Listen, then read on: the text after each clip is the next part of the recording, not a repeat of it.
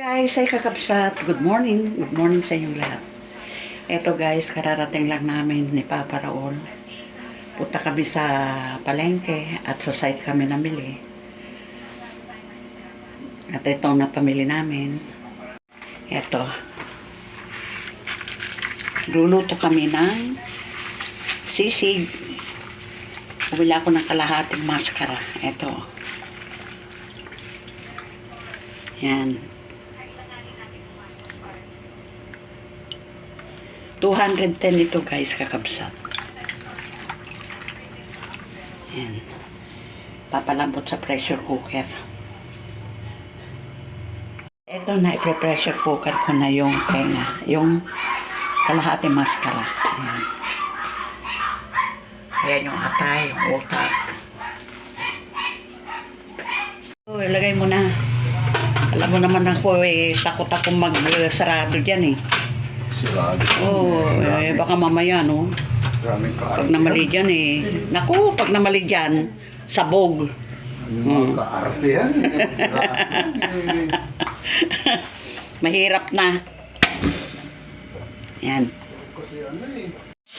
Ayan, kumukulo na. Hanggang 25 minutes lang yan, guys. Kapsa. Malambot na yan. 25 minutes na.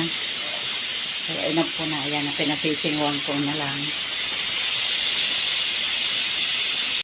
Ayan, piniprito ko na. Talagang malambot siya. Pero tamang-tama lang naman ang lambot.